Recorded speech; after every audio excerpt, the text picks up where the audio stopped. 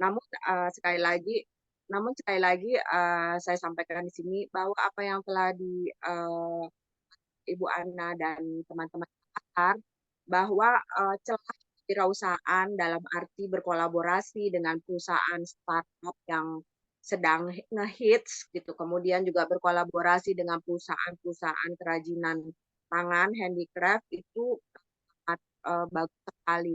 Karena apa, di, peraturan wali kota atau peraturan, daerah atau peraturan bupati itu tertera semua sama dengan organisasi disabilitas atau pekerjakan disabilitas, mereka itu mendapat pajak atau pajak dan juga privilege dari pemerintah kota.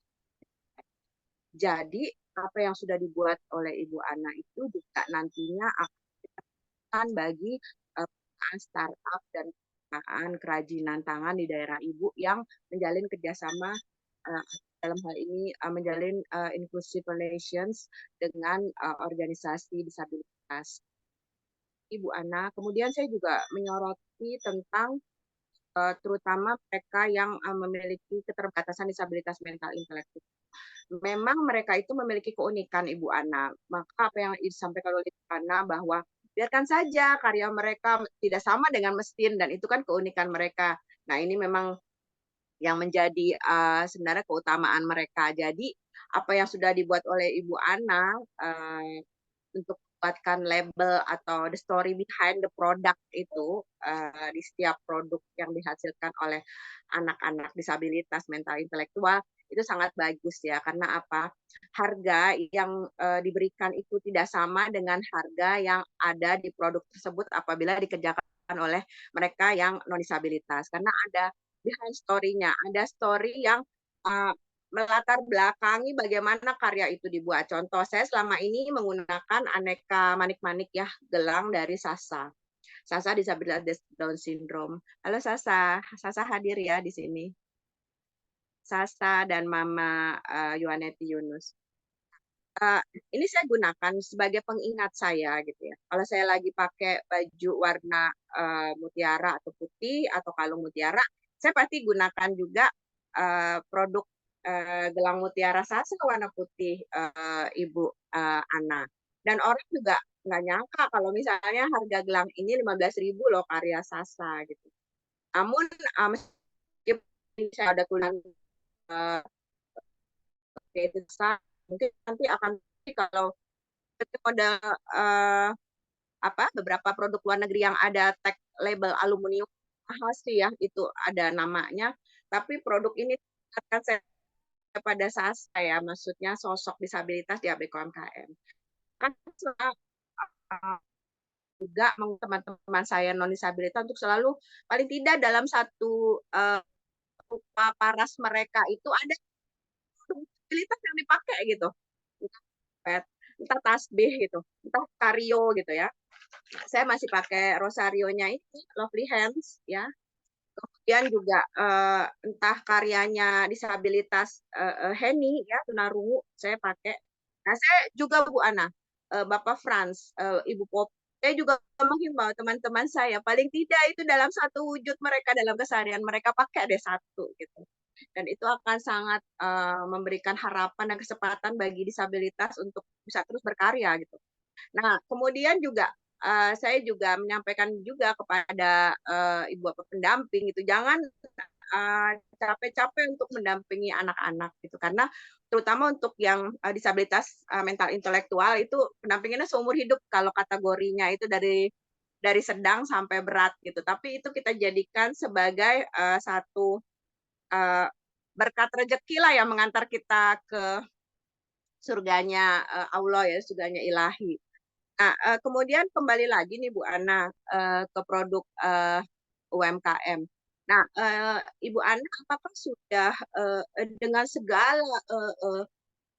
segala keaktifan Ibu dekat dengan para pengambil keputusan di daerah ya, terutama di provinsi Pasar, apakah, sudah disonding agar dibuatkan satu tempat di public space area gitu, untuk, sebagai sarana memamerkan, menjual produk disabilitas keseharian gitu. Ya, terutama juga mungkin di bandara ya, di sudut bandara.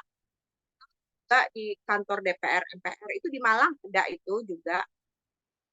Dan kami dapat open space gallery itu di Pasar Gintung ya, lantai 2 yang menjadi apa juga saat ini pusat kegiatan kami gitu.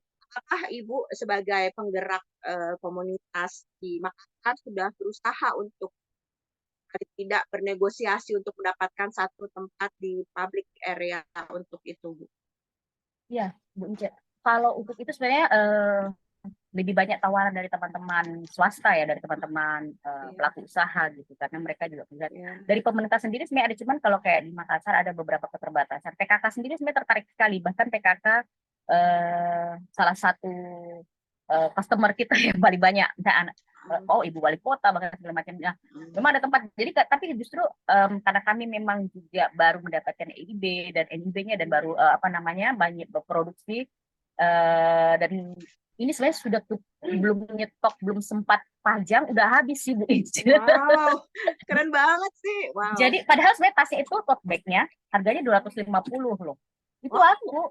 Iya. Seperti apa sih tasnya, jadi penasaran. Nanti Keren saya posting, banget. saya sering pamer sih di sosmed saya gitu. Jadi plastik kresek itu gitu. Iya, plastik bekas. Jadi ibu-ibu di lembaga-lembaga kami itu sebenarnya akhirnya jadi suka berburu sampah plastik kresek. Jadi nanti disetrika, tapi kita buat pattern, ada polanya, ada jadi dia cukup disetrika. Sebenarnya kalau dari startupnya sendiri dia punya mesin press, itu memang jauh lebih rapi. Tetapi justru lebih khas printing apa agak kritik-kritik sedikit itu justru ciri khas gitu bahwa ini buatan anak-anak autis. Tapi tuh seiring waktu kan ini udah batch kedua, belajar dari pengalaman batch pertama, para orang tua ini yang mendamping anak-anaknya kan kebanyakan suka menggunting nih, bikin pola-pola, udah makin jago lihat di Pinterest. Akhirnya malah justru yang pihak UMKM bilang, wah makin keren sekarang ini Bu, motifnya. Iya, itu pun aja baru dipamer beberapa udah banyak yang udah mau pesan, kapan jadi udah beli. Jadi sebenarnya juga memanfaatkan jaring dan sering-sering promosi di sosmed. Akhirnya ada beberapa pameran barangnya masih saya, jadi beberapa misalnya kayak hasil yang lukis itu t-shirtnya udah keburu habis. Kemarin kita ikut pameran bersama PPK mengundang kita. Jadi masih upayakan terus produksi sih sebenarnya. Apa namanya, anak-anak juga jadi semangat kan ketika kita udah laku barangmu nih ditransfer gitu. Jadi sebenarnya memanfaatkan itu kebetulan di Makassar ini ya, entah karena NGO juga kerja jualan, jadi kita banyak berhubungan media dan media-media malah justru banyak meliput, akhirnya makin banyak yang tahu gitu kan kegiatan, termasuk juga dengan Kodam itu sangat baik sekali memberikan kita tempat untuk pelatihan gitu. POAM sendiri terus terang, kalau POAM ya Bu ya, itu kita komunitas yang memang belum ada legalitasnya, murni komunitas, jadi nggak ada akta, nggak ada itu, jadi hanya ada visi misi saja. Entah ke depan kita akan menjadikan, tapi sebenarnya dengan ini aja kan orang tua udah sibuk banget gitu. Jadi akhirnya buat UMKM ini yang akhirnya UMKM spesial yang ada legalitasnya. Tetapi itu tadi saya bilang POM kita akan lebih banyak fokus ke edukasi, nanti ke wirausaha ini dengan rekening sendiri. Cuman itu tadi Bu Ince mau banget, bahkan PKK udah janjikan nanti kalau kantor barunya jadi bisa ada satu sudut, ada teman juga yang ada punya sudut. Cuman memang kita terus produksi ini. Betul. Itu kendalanya produksinya, karena kita makan agak cukup jauh ya. Kalau misalnya saya mau cetak di Makassar, misalnya di gelas, Bu Ince, itu mahal. Jadi saya harus cetak di Surabaya misalnya yang terdekat. Itu kan butuh waktu. Tempat yang murah ya, kan supaya anak-anak lebih banyak untungnya. Saya kan maunya anak-anak yang bisa punya gambar misalnya. Ya, jangan keuntungannya sedikit gitu. Saya pengennya besar gitu. Tapi saya nggak mau yang asal-asal. Saya nggak mau yang murahan, tanda kutip ya. Saya mau yang berkualitas. Nah, itu akhirnya mau nggak mau saya harus ke luar Makassar, ke Surabaya yang terdekat. Tapi itu butuh waktu akhirnya. Jadi itu tadi mungkin pelan-pelan, sering waktu kita bisa akhirnya nyetok bisa untuk pameran. Dan kita juga kan ada beberapa anak kami yang lukisan yang bagus, kita bisa pameran. Memang rencananya gitu. Jadi workshop lukisan 1 kali, yang itu kita bisa pamerkan, terus kita bisa scan untuk jadi produk yang lain. Jadi sekalian aja gitu. Jadi mungkin kita masih cari waktu lah, karena mungkin masih. Tapi memang ide menarik sih Bu kalau kita punya instalasi khusus betul. Terutama di pemerintah. Sebenarnya PKK sudah meminta sih kalau bisa ada jadi untuk standar souvenirnya oleh-oleh kalau ada tamu yang berkunjung. Iya betul, soalnya laris banget itu, keren banget Bu. Iya. Mudah-mudahan nanti yang lain-lainnya juga itu udah pada habis juga tasnya, bajunya semua. Keren banget. Selamat Ibu. Gak mudah loh untuk menemukan satu produk disabilitas yang menarik minat lain. Nutas. Tapi yang Ibu Ibu Ince bilang, Bu, story behind itu sebenarnya yang penting, Bu. betul. Itu yang juga membuat orang, kalau Ibu Ince misalnya tadi gelangnya nggak mesti harus ada tagnya sih. Iya Kalau betul. kemarin kami pajang, ketika kami jualan Iya ada pajang, iya terus ada barcode. betul. Jadi orang scan barcode, Mm-mm. muncullah di situ terlink misalnya ada IG, ada videonya, ada apa. Jadi orang akan lihat, oh ini prosesnya yang anak yang buat. Jadi tanpa harus kita ngomong atau buat tulisan, cukup scan barcode, nanti akan terlink dengan website yang membuat video Wow, keren pembuatannya. banget. Sudah ada website-nya, Bu ya? Di link masih di IG Oh, di misalnya. IG. Kita Keren baru akan banget sih. sementara proses, tapi itu Wow. sementara di IG. Wow. Jadi di IG misalnya kan kita punya di IG-nya POAK itu Iya. ada proses Iya. pembuatannya. Wow, keren sekali. Ibu, tuh saya juga tadi menyoroti tentang komunitas ibu yang belum memiliki legalitas dalam arti badan hukum. Mungkin berkaca pada ABK UMKM. Jadi awalnya itu saya pertama kali mendirikan ABK UMKM bersama dengan Yati. Itu saya memang sudah bertekad untuk membentuk yayasan, Bu. Karena yayasan itu adalah satu-satunya badan hukum dalam hal ini yang bergerak di bidang sosial nirlaba yang berhak untuk dana masyarakat, Bu.